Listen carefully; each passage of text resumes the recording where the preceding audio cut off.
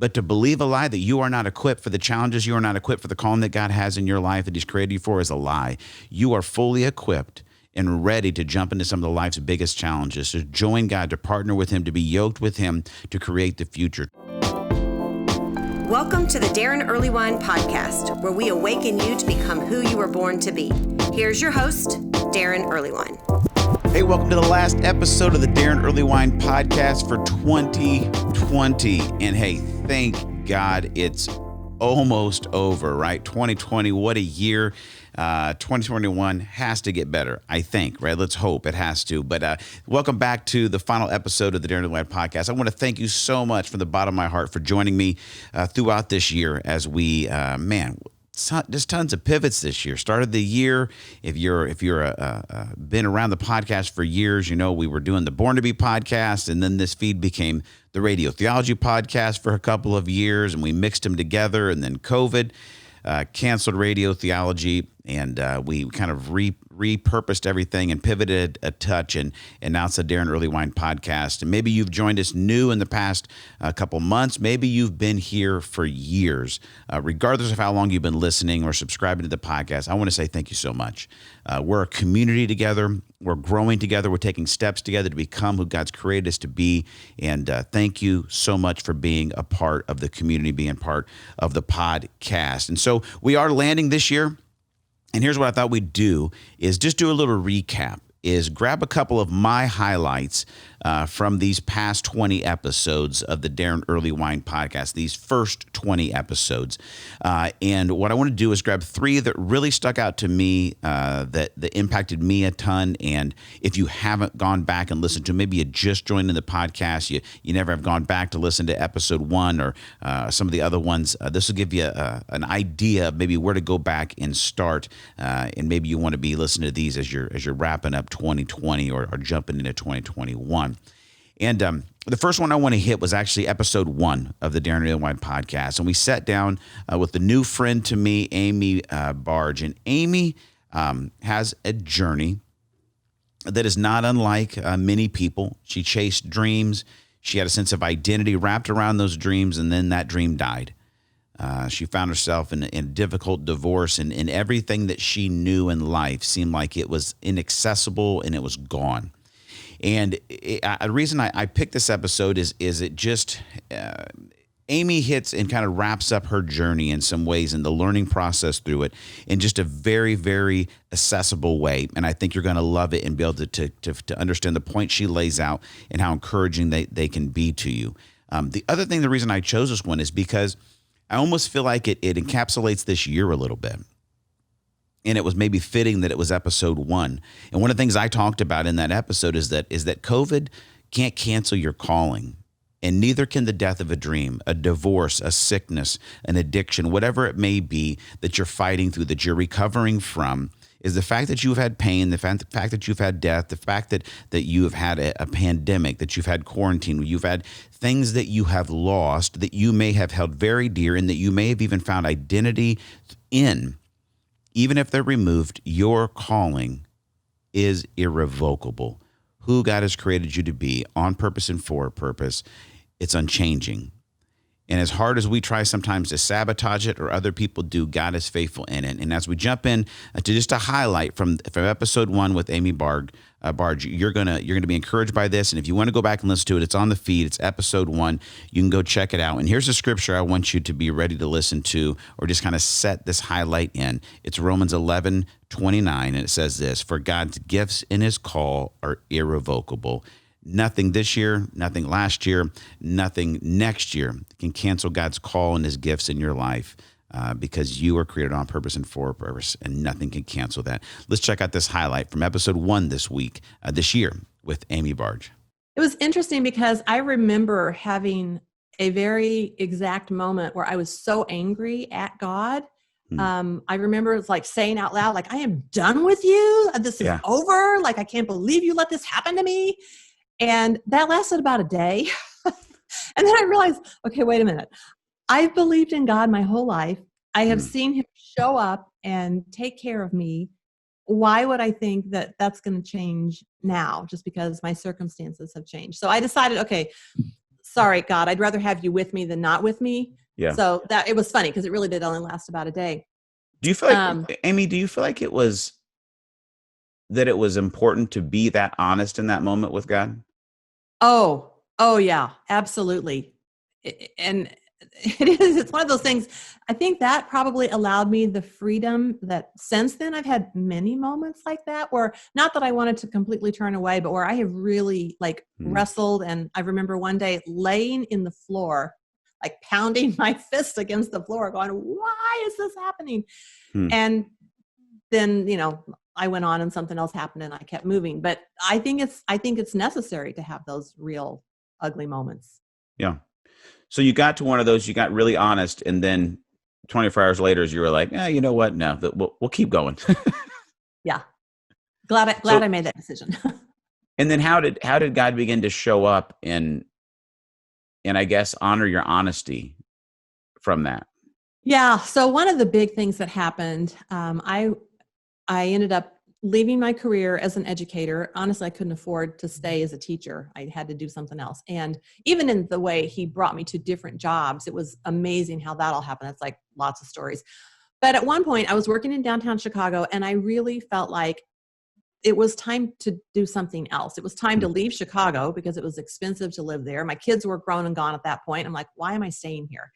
And so I quit my job. I put my house on the market, and I remember so vividly, I had to let a realtor in one day for a showing. They didn't have a key or something. And as this couple stepped across the threshold, this thought came to me, these people are going to buy your house. And it was so bizarre and like out of the blue that I didn't even tell anybody because I thought nobody's going to believe this. They're going to think I'm crazy. But less than a week later, that couple gave me a full price offer on my home. Wow. So I really felt like that was God saying, yes, go ahead and move. But I had a lot of fear around that move because I was leaving everything I had known. I moved to Indiana, moved in with my sister and her family, didn't have a job or a place to live. And I started looking for both. And I found this area that had beautiful brand new townhomes being constructed with woods and a creek. And I remember saying this out loud, I want to be in that spot, that corner lot overlooking that woods and that creek. And they told me, oh, that's been sold, So I was like, okay. But I continued to drive through that neighborhood as I kept looking for a job. And I'll never forget it. It was the day before my birthday. They called me and said, get over here. The woman who had bought that unit that was under construction had to back out. Do you want it?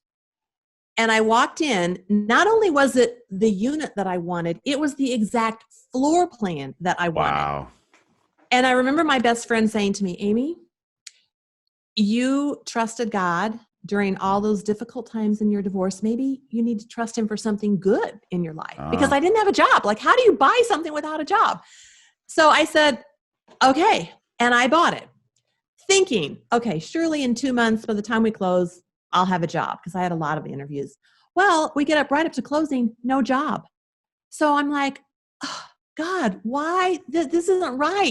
I'm supposed to get the job and then, the house, and I'm trying to do it the right way.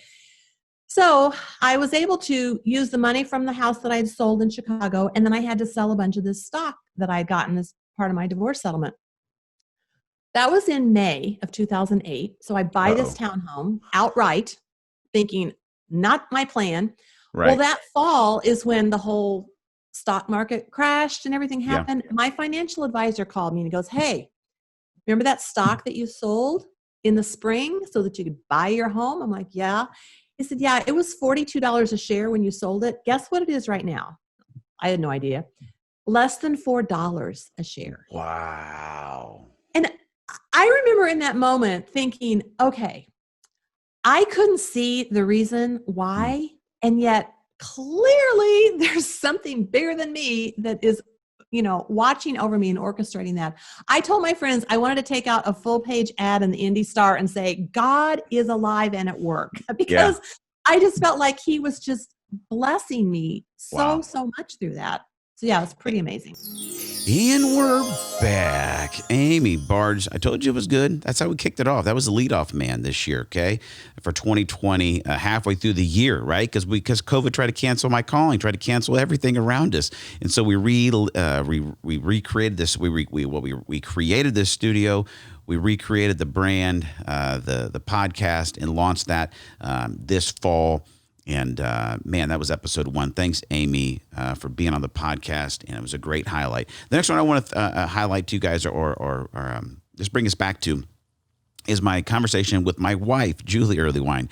Another highlight for me here in 2020. This was episode 4, also called "Are People Really Doing the Best They Can?" And if you go back and listen to this one, it was one we shot during the quarantine time, and Julie and I at home together. And so the audio, the video is a little bit different because it wasn't shot here in studio, but the content is so deep. And Julie takes you back through her story of in childhood, the pain of the dream really of a family being together was lost, and her parents divorced when she was very young. She was 2, and in the process of just walking through that pain, and how God brought her her dad, Larry, not her biological father, but what she knows as her dad, into her life, and just the redemption of that process. And you know, I love this episode because it's very personal to me. But more than that, one of the things that I think is so foundational when we look at this episode and this redemption story arc that Julie takes us through is that question that we borrowed from Brene Brown when she talks about, are people really doing the best they can? And over this past year, my guess is that you may not have been as pleased with yourself as you thought you would have been. And I think sometimes we don't know what we're made of. We don't know how resilient we are until life really begins to test us. And this year tested us. What is also true is we may not be sure what the people around us are made of until life tests them. And then in this year showed us that. And there may have been some moments that were very disappointing to you about yourself. There may be some moments this year that were very disappointing for you about people around you. And not to move past it as in like sweep it under the rug, but to find healing, to be able to lay a foundation of compassion that would be able to lead you to a place of forgiveness and healing. I think you have to get to the place of believing that people are doing the best they can. If you don't start there, it's so easy for you to put all of your assumption, all of your expectations, all of the things that you think they should or could have done better or should or could be doing better. And what that tends to do is sow more resentment and bitterness in us than it does compassion and forgiveness. And so maybe that's a place to start for yourself as we close out 2020. As we listen to this highlight from Julie's episode, you can go back and listen to the whole thing. It's obviously in the feed. But maybe you need to start there with yourself for 2020.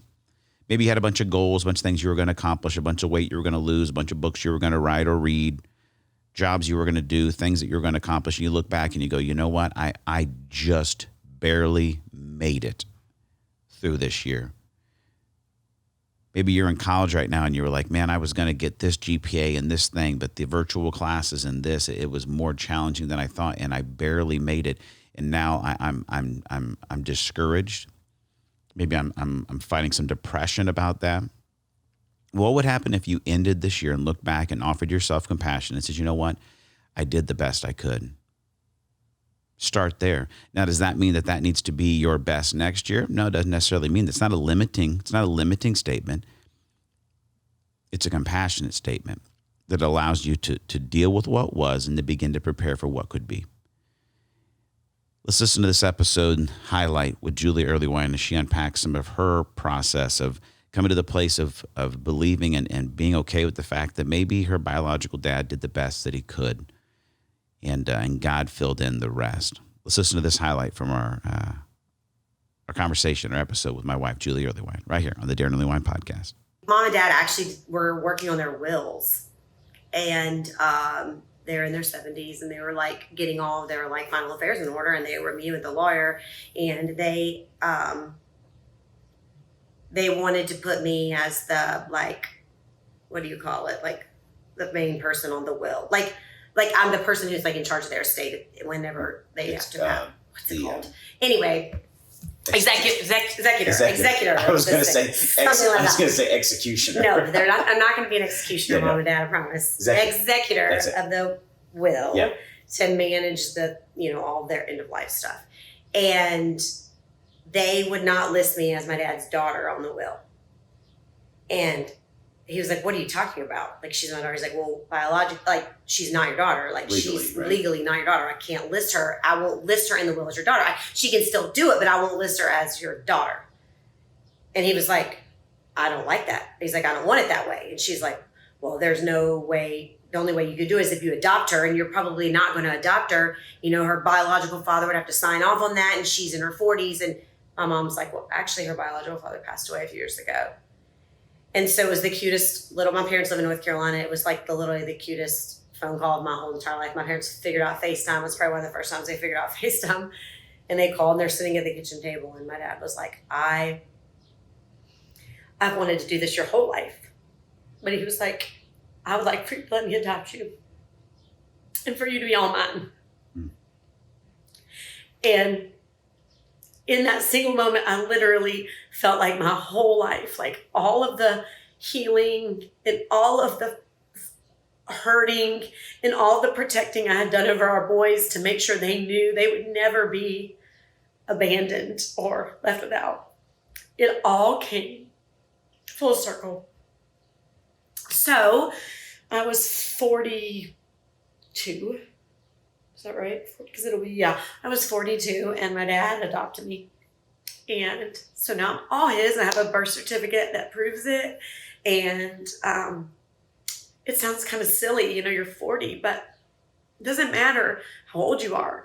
When you finally feel like your whole life is what it was always meant to be, even if it's on a paper, like that's what we always were. It didn't, what we always were. It actually didn't change any of the 40 years before, 38 years before that, but it just confirmed them all. It confirmed everything my dad was. It confirmed everything our family was. Confirmed everything that God had done to look over my life and say, I have a plan. I have a plan for her. And I told Daron once, right after Terry died, that one of the struggles was that my biological father and my mom, they had me. And then they got a divorce. And then, my mom and my dad, they got married and they had my brother. And they did a great job of me always being a part of their family. It was never a question that I wasn't. And then Terry had gone on and he had his life over here. And there were days I really struggled that I've always sort of felt like I lived my life on this island alone, but attached to bridges to other people. And, Daron said to me, you've not been on an island alone. You've been married to me for 20 years. And the beauty of God's plan was that he oversaw everything with my mom to get her to my dad, to take care of me, to get me to Daron, so that we could create an island for our family that we are doing the best we can and fighting as hard as we can to make it whole and strong and honoring, and for our boys to be raised to create families that love people and love Jesus. And we're back. Great job, Julie. Man, she's awesome. She's been so awesome for 20 years of being her husband. So good. She needs to start her own podcast. Maybe work on that in 2021. Listen, our last highlight that I want to give you guys from our 2020 episodes of the Daron Earlewine Podcast, it was one of my favorites, and it was an episode that actually I felt like began to change the trajectory of the next month. It was like a watershed episode that set up the next 4 or 5 that kept bringing us back to this huge question. The question is this: what are you doing about the world's greatest problems? Huge question. But what I think is, if we want to start living the life that God's created us to live, we got to start asking God-sized questions. And maybe we're living small because we're not asking big enough questions about the problems in our world and about the God who actually created and sustains and owns the cattle on 1,000 hills and has the answers and solutions and the blueprints that we need to move in to see his kingdom come and his will be done. And the episode with Ben Cooley started us on that process, and it was so good. Ben is the founder and president of Hope for Justice. And if you listened to this episode, if you watched it, you know he is absolutely amped to be stoked to be on earth every day. He is a high energy dude. The interview was infectious with energy and just, it was so good. The story of how a 26-year-old aspiring opera singer all of a sudden starts changing the world and working to actually free individuals that are in slavery. Absolutely inspiring interview. Such good content in this episode from Ben. He just drops truth bombs all over the place. Talks so much about the thoughts and the words that are shaping and creating our life, and that we're in an environment where people are speaking words and are modeling a life that can give life to the world. It's so good. I want to get to it and just let Ben's energy begin to get you ready for the new year. Because guess what? In 2021, there's still a lot of problems in this world. But God's calling and his gifts in your life are irrevocable. And he's asking you, he's inviting you to step into these problems and to find a lot of purpose and a lot of passion and a lot of peace in your life as you join him in creating the future, as you join him and seeing his kingdom come and his will be done on earth as it is in heaven. Let's jump in right now to this highlight from our episode with Ben Cooley. So we're facing now mass unemployment, food crisis. We're facing now legislation that's changing. Now we're facing businesses that now been so hurt and harmed. I was speaking to a FTSE 100 company leader, right? One of the Fortune 500 leaders. And they said to me this, they said, Ben, the human rights agenda for companies right now is taking a 9 to 10 year step back. Wow. Now enter us, the good, the noble, and the people that care about the least and the last and the lost. Now it is our time. It was bad before COVID, but now there's billions of people that are vulnerable.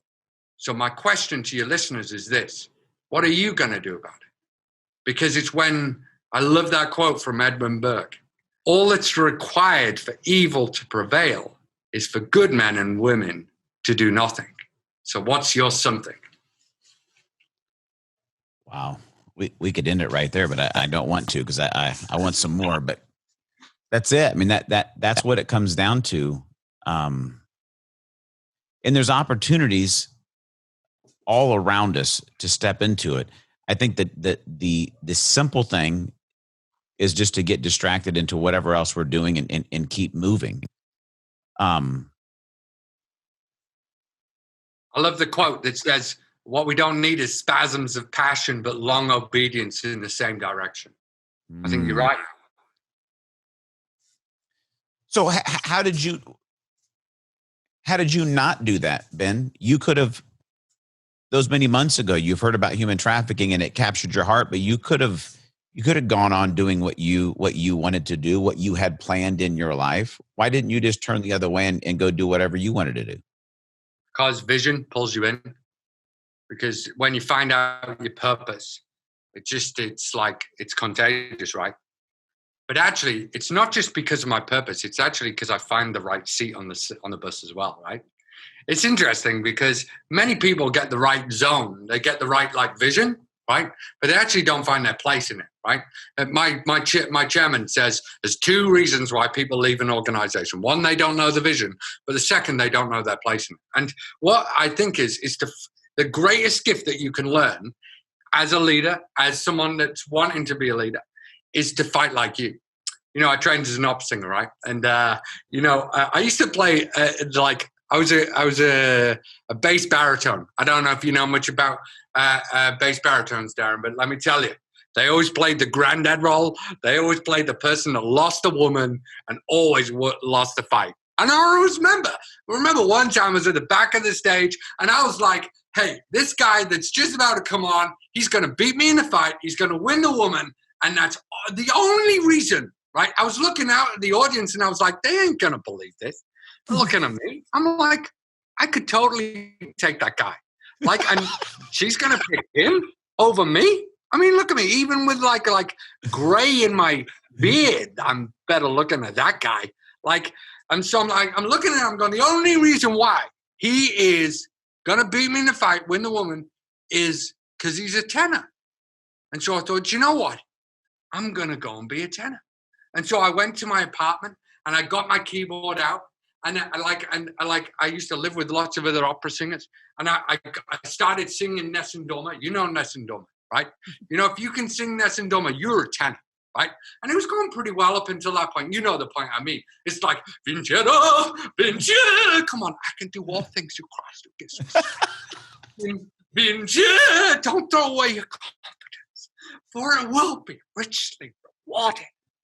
Vincere. At that point in time, there was a knock on my door. It was Mike, my flatmate and fellow opera singer. He said, Ben, are you all right? I didn't say anything. Ben, I hate to tell you this. You're not a tenor. You're a bass baritone. I know it's silly, but you know, one of the best gifts that you can be is you. So if you can speak well. If you can dance. If you can create videos. If you can do the best podcast. If you can be a lawyer, advocate. If you can be a police officer, investigate. If you can be a businessman and create wealth, give to this, because if all of us do our part and play our part, and we all put our all in, but it's our all in with us, you know, fighting like us. That's what David did. You know what? I will go back to that story. You see, the reason why David was so successful is he didn't take on the armor of Saul. He fought like him. Everyone else looked at him and went, it's a sling and a stone. But he went, boom. And it was that plus the power of God. It was the fact that he just went, this is all I have, right? It's only a sling. It's not like this can just have you just a knitting or just a nurse, but you can add that to vision, purpose, and the power of God. Then giants were meant to be slain, and Goliath will fall. And we're back. Whoa, Ben Cooley, full energy. You kidding me? That's a full octane, like 93 octane type episode with Ben. You can go back and find that one. I think it's episode like 7 or something like that. Go back and find that episode and end this year with the full episode with Ben. Go back and listen to it. Listen. What are you doing about the world's greatest problems? Because here's the good news. God has created you. You're his workmanship, his craftsmanship, created in Christ Jesus to do good works, which he's prepared you. He's prepared you in advance to do, meaning that you are equipped. You may not feel ready. You may not feel prepared. We're all there. But to believe a lie that you are not equipped for the challenges, you are not equipped for the calling that God has in your life that he's created you for is a lie.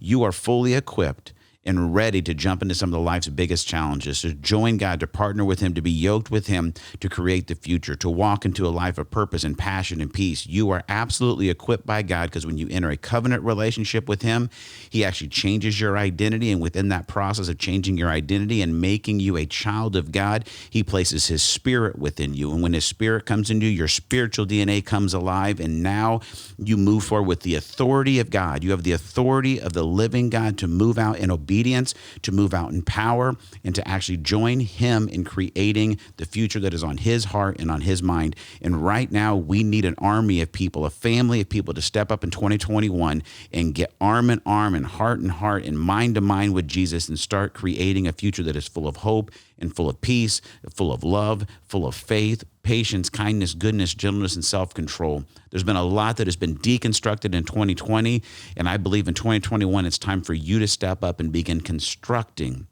what is currently on God's heart and God's mind. And it's going to be a life in your family, in your community, in your school, in your church, that's going to bring great joy, that's going to bring great passion, that's going to be shaped with great purpose. It probably won't be easy, but nothing worthwhile is ever really easy. And I don't think you want an easy life.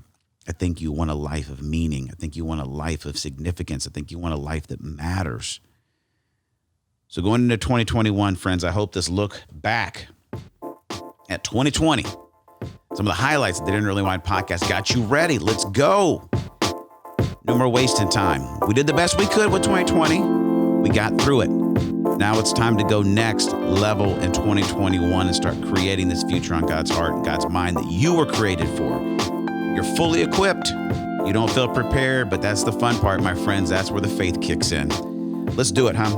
And I'm excited to be a co-journeyer, a co-laborer with you in 2021. I'll do my best to help guide you in these next steps, your next step to becoming you're born to be, an arm in arm, mind to mind, spirit to spirit. We're going to move forward together as a community, and that's why this podcast is such a joy to do.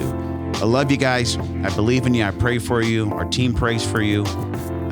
Let's go, huh? Let's get it in 2021. God bless you. And until we talk in a brand new year, remember these three things. God is for you. He's not against you. He's near you, not far from you. And he's created you on purpose and for a purpose. It's been a beautiful year. I love you. I'll talk to you next time right here on the Daron Earlewine Podcast.